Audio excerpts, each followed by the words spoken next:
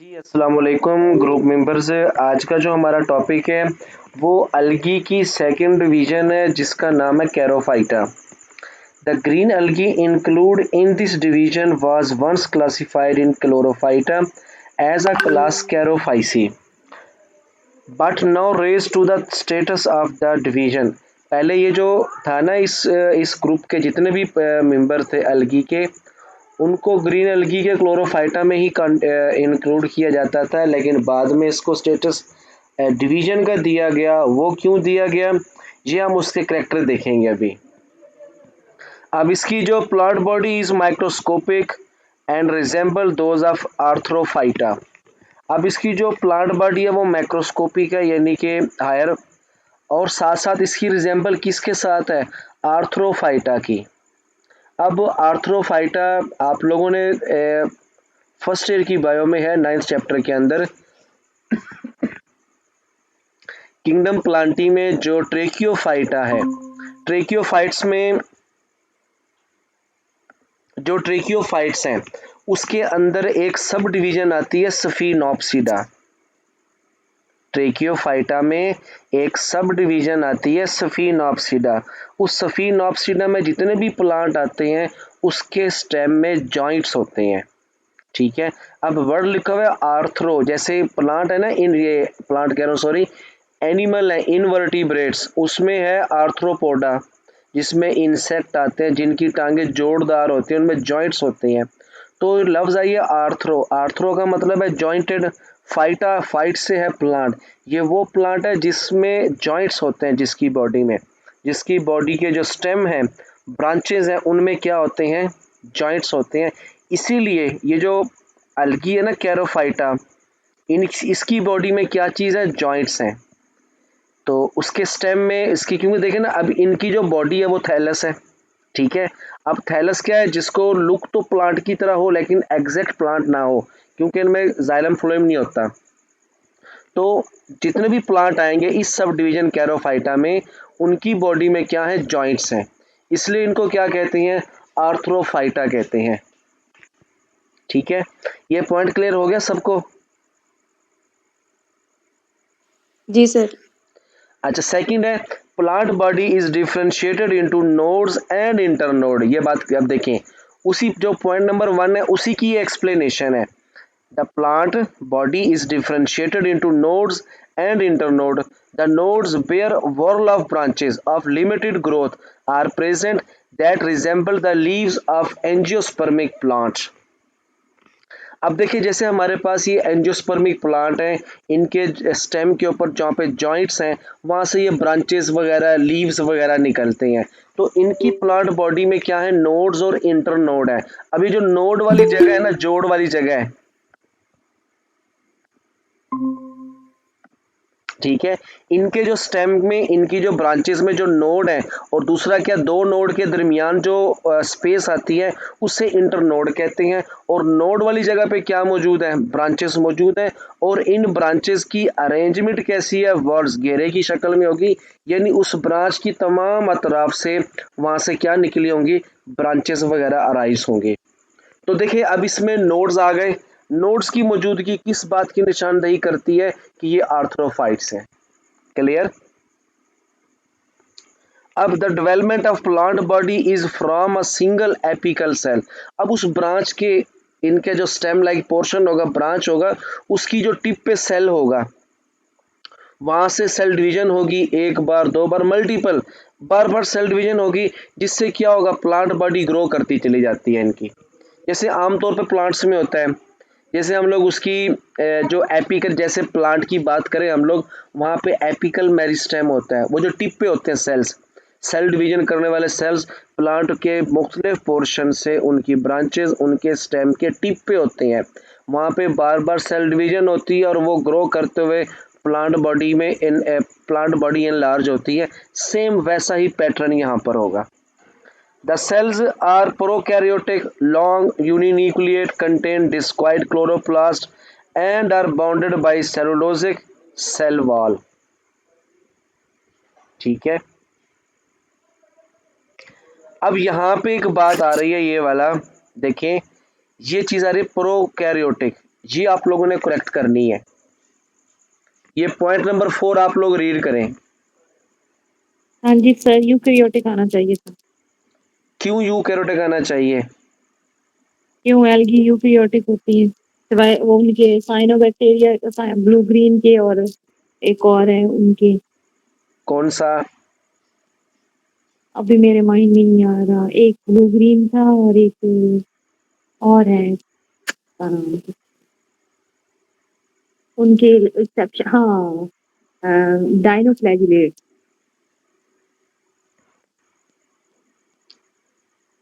इस पॉइंट को दोबारा फिर पढ़ें आप लोग।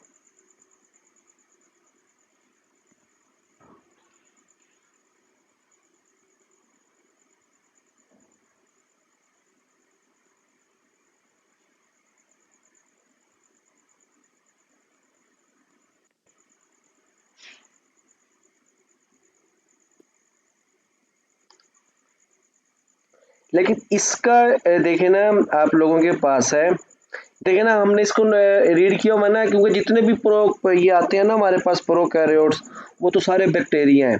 अदरवाइज हम लोग इसे बैक्टीरिया में काउंट करते हैं। आप लोगों ने करेक्ट कर लेना, जिसके पास हार्ड कॉपी है ना इस नोट्स की बुक है, अगर वहाँ पे प्रोकैरियोटिक लिखा हुआ है तो इसे आप लोग ठीक कर लोगे। अब तो खुद देखे ना, अब आगे वो क्या बात कर रहा है कि यूनिन्यूक्लिएट मतलब न्यूक्लियस है और क्लोरोप्लास्ट भी है। ठीक है, ये पॉइंट क्लियर हो गया।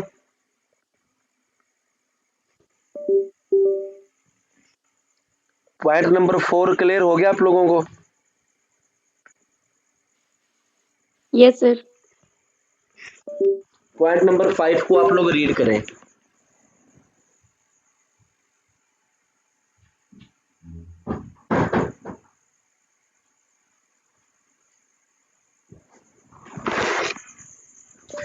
पॉइंट नंबर 5 है इसका, protoplasm show a rapid streaming movement parallel to the long axis of the cell. अब देखिए साइटोप्लाज्म के अंदर इसमें क्या होती है, स्ट्रीमिंग मूवमेंट होती है। जो स्ट्रीमिंग मूवमेंट है ना, ये एक्टिव मैस फ्लो है। साइटोप्लाज्म के अंदर एक्टिव मैस फ्लो मूवमेंट होती है। वो होती क्या है कि साइटोप्लाज्म के अंदर प्रोटीन के फाइबर पड़े होते हैं जो साइटोस्केलेटन में आते हैं, जिनमें है इंटरमीडिएट्स फिलामेंट होते हैं। आप लोगों ने पढ़ा होगा ना, साइटोस्केलेटन में माइक्रोफिलामेंट होते हैं, माइक्रोट्यूब्यूल होती हैं और इंटरमीडिएट फिलामेंट्स भी होते हैं। ठीक है, उनमें जो माइक्रो फिलामेंट है और इंटरमीडिएट फिलामेंट है, ये सेल की स्ट्रीमिंग मूवमेंट में पार्टिसिपेट करते हैं, जिसमें ऑर्गेनेलीज सेल के साइटोप्लाज्म में एक जगह से दूसरी जगह मूव करती हैं। कुछ उसके अंदर जो इंक्लूजन्स होते हैं, मालिक्यूल्स वगैरह होते हैं, जो सेल के एक हिस्से से दूसरे हिस्से में मूव करते हैं ताकि वहां पे वो यूटिलाइज हो सके।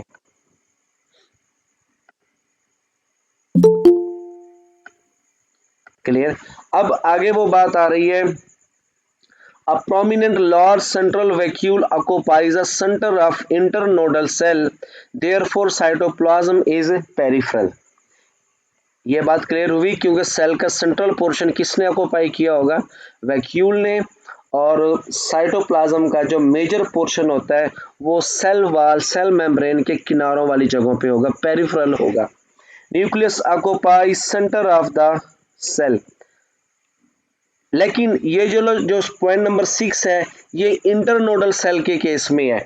अब यहां से वो एमसीक्यू पूछ सकते हैं कि सेल जो इंटरनोडल सेल है उनमें पेरिफेरल है साइटोप्लाज्म वाला पार्ट, ठीक है, और जो नोडल सेल होंगे उनमें कहा होगा ये सेंटर में। Reproduction in Charophyta is vegetative and sexual reproduction. सबसे नंबर पॉइंट नंबर 9 में कौन सा है, वेजिटेटिव रिप्रोडक्शन इज बाय। अब वेजिटेटिव रिप्रोडक्शन किस चीज के जरिए होगा, amylum star, these are star shape aggregate of cell develop from the lower node, they are densely filled with starch. अब लफ्ज आ रहा है ए माइलम, ये ए माइलोज से है। ए माइलोज जो कि स्टार्च की एक फॉर्म है, जिसमें स्टार्च क्या होता है, स्ट्रेट चेन ग्लूकोज की चेन होती है स्टार्च के अंदर, उस स्टार्च को कहते हैं एमाइलोस। ये एमाइलम उसी से है। अब जो इनके लोअर नोड, जहाँ पे देखे ना नोड है, नोड की जो लोअर साइड पे होता है एग्रीगेशन ऑफ सेल्स होती है, वहाँ से ये आउटग्रोथ बनती है, उसी से फिर क्या करते हैं ये आगे डेवलप करते हैं। अब जी ये क्लियर हुआ आप लोगों को। अब उसमें जो स्टार्च फिल होगा वो ये उनकी डेवलपमेंट में यूज होगा। कारा के अंदर या जो हमारे पास ये वाला जो प्लांट है, हमारे पास जो एल्गी की डिवीजन है कैरोफाइटा, कैरोफाइटा की जो बॉडी है इस इसकी एग्जांपल कारा है, जो कि हम आगे देखते हैं। कारा में इसका स्टेम जो लाइक पोर्शन होता है वो नोड्स होते हैं, नोड और इंटरनोड, और नोड की लोअर साइड पे डिफरेंट स्टार शेप्ड सेल्स की एग्रीगेशन होती है जो कि स्टार्च से फिल होते हैं। वो क्या करते हैं इसकी डेवलपमेंट में, न्यू बॉडी बनाने में यहाँ से अराइज होंगे।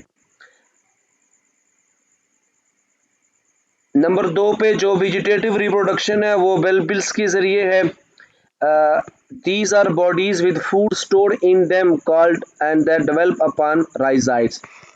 अब यहाँ पर भी क्या होगा, कुछ सेल्स होंगे वो अपने अंदर खुराक वगैरह को स्टार्च के साथ अदर सब्सटेंस को भी स्टोर करते हैं। स्टोर करने के बाद ये क्या राइज करते हैं, राइजाइड्स को, और न्यू बॉडी बनाते हैं। अब उनसे जब इनकी जो ये आउट ग्रोथ है ए माइलम स्टार की है या बल्बिल्स की है, जब ये ग्रो करते हैं, ग्रो करने के बाद यहाँ से एक ग्रीन स्ट्रक्चर अराइज होगा जिससे आगे मजीद प्लांट बॉडी डेवलप होगी। उस ग्रीन स्ट्रक्चर को क्या कहते हैं, प्रोटोनीमा। ये प्रोटोनीमा वैसा ही स्ट्रक्चर है जैसे हम लोगों ने फर्स्ट ईयर की बायो के 9th चैप्टर में मोसेस में पढ़ा था। मोसेस के स्पोर जब ग्रो करते हैं, स्पोर वाल ब्रेक करती है तो अंदर से स्ट्रक्चर अराइज होता है ग्रीन कलर का जिसका नाम है प्रोटोनीमा। अब देखना ए माइलम स्टार है या बल्बिल्स है, इनमें क्या चीज है, फूड स्टोर हो रही है इन सेल्स के अंदर, और सेल्स की एग्रीगेशन है, सेल्स के गुच्छे होंगे। तो जब वो ग्रो करेंगे तो लोअर साइड से इनकी तो सबसे पहले यहाँ से क्या निकलेगा, एक ग्रीन स्ट्रक्चर राइज होगा, उसका नाम है प्रोटोनीमा। प्रोटोनीमा की फिर लोअर साइड से राइजाइड डेवलप होती है। ये वेजिटेटिव रिप्रोडक्शन 3 तरह से करते हैं, ए माइलम स्टार बना के, बल्बिल्स बना के, और इनकी डेवलपमेंट से जो प्रोटोनीमा बनता है उनसे। Asexual reproduction by the formation of spore is absent। Sexual reproduction इनमें किसके जरिए डेवलप होगी, sexual reproduction is strictly oogamous and the gametes are produced in specialized complex structure called globules, antheridium and nocules, oogonium. यहाँ से आप लोग इस point को पिक करें कि डिवीजन कैरोफाइटा में जो हमने एग्जाम्पल पढ़नी है कारा की, उसमें जो सेक्सुअल रिप्रोडक्शन है ये गैमीट्स के जरिए होगी, ठीक है। अब जो गैमीट्स बनेंगे, जो मेल रिप्रोडक्टिव ऑर्गन होगा उसका नाम है ग्लोब्यूल्स, और जो फीमेल रिप्रोडक्टिव ऑर्गन है उसका नाम है नोक्यूल्स। ये कभी भी इसको मिक्स नहीं करना न्यूक्लियस से, जैसे वर्ड हमें देखे तो नजर आता है न्यूक्लियस लिखा हुआ है, लेकिन ये न्यूक्लियस की नोक्यूल्स हैं। ये ग्लोब्यूल्स कहते हैं एंथ्रीडियम को, और नोक्यूल्स कहते हैं ओगोनियम को। यहाँ पे ये अपने गैमीट्स को प्रोड्यूस करेंगे, और इनकी जो रिप्रोडक्शन है मॉर्फोलॉजिकली वो कैसी है, ओगैमस है। अब इसके 7 लिविंग जेनरा हैं with about 294 species have been recorded. जी ये हमारे पास डिवीजन कैरोफाइटा के 11 से 12 पॉइंट है, इनको आप लोग एक बार देखें और फिर इसमें अपना क्वेश्चन पूछें। जी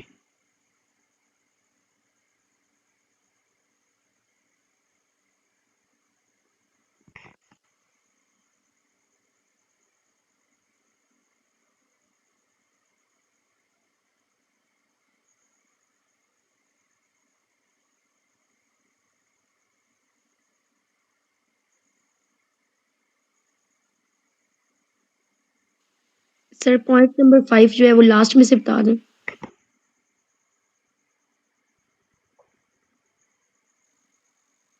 जी protoplasm show a rapid streaming movement parallel to the long axis of the cell. अब इनके जो सेल्स है ना, खास तौर पे ये एल्गी के, कौन सी सब डिवीजन कैरोफाइटा के, इनके सेल्स ना इलोंगेटेड होते हैं। जैसे एनिमल के सेल हम लोग बनाते हैं ना, उनको स्फेरिकल या एलिप्सॉइडल शेप में बनाते हैं, इनके सेल्स क्या हैं, इलोंगेटेड है। ठीक है, along the axis length wise इनका साइटोप्लाज्म अंदर सेल के अंदर लेंथ वाइज ग्रो इन, इनका जो साइटोप्लाज्म है लेंथ वाइज फ्लो करता है। फ्लो कैसे करता है तो सेल के अंदर, सेल मेम्ब्रेन, सेल वाल बाहर है, अंदर जो साइटोप्लाज्म ना वो हिलता है। किस वजह से, ताकि वो ऑर्गेनेलीज को, मटेरियल को अलोंग दी लेंथ मूव करवा सके और वो अपना फंक्शन बेहतर तरीके से परफॉर्म कर सके। अब कैसे, अब लेफ्ट टू राइट है एक चीज है, अब लेफ्ट साइड पे काफी सारे मटेरियल मौजूद हैं, ऑर्गेनेलीज मौजूद हैं, और सेल ने अब ज्यादा फंक्शन परफॉर्म करना है राइट साइड पे, तो साइटोप्लाज्म क्या करेगा, स्ट्रीमिंग मूवमेंट करेगा, इसमें एनर्जी यूज होगी, वो ऑर्गेनेलीज वगैरह उस हिलते हुए साइटोप्लाज्म के जरिए लेफ्ट से राइट साइड पे जाएंगी और जाके अपना फंक्शन परफॉर्म करती हैं। अब जैसे, अब इसको मैं आप एक और एग्जांपल समझाता हूँ। जैसे प्लांट है, प्लांट सेल है ना, प्लांट सेल के आधे हिस्से के ऊपर सनलाइट पड़ रही है और आधे हिस्से पे नहीं है, तो क्लोरोप्लास्ट खास तौर पे क्या करेगा, स्ट्रीमिंग मूवमेंट के जरिए साइटोप्लाज्म की एक्टिव मैस फ्लो के जरिए वो क्या करेगा, उसको धूप वाले हिस्से की तरफ फ्लो करवाएगा। इस तरह से ये मूवमेंट करते हैं।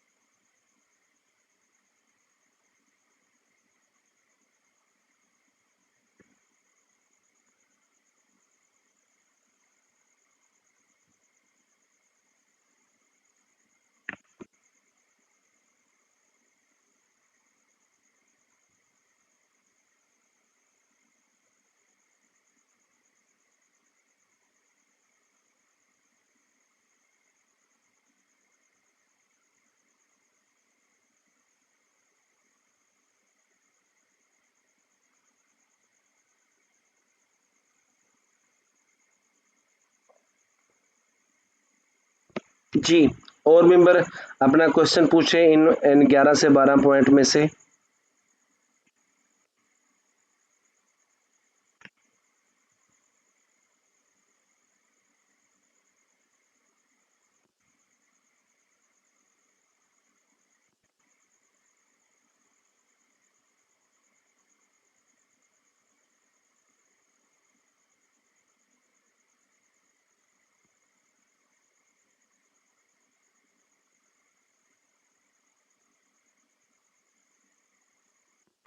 जी, आवाज आ रही है मेरी?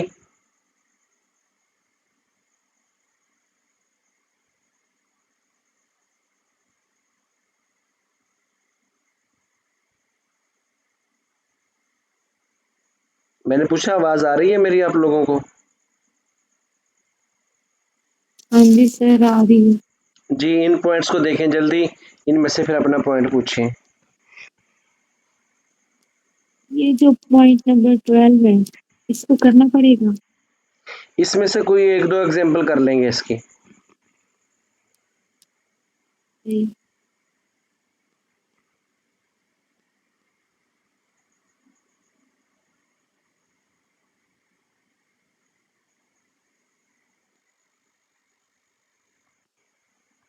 खास तौर पे ना इनमें से जो मेन एग्जांपल है ना कारा की, वो याद रखोगे, उसके 27 स्पीशीज मौजूद है।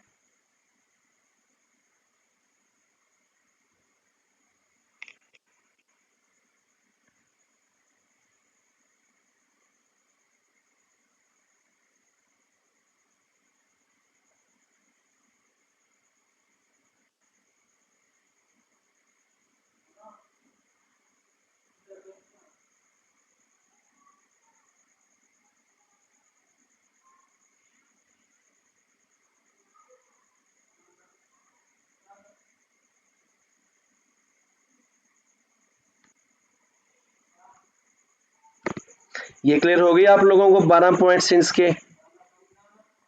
Yes sir. जी।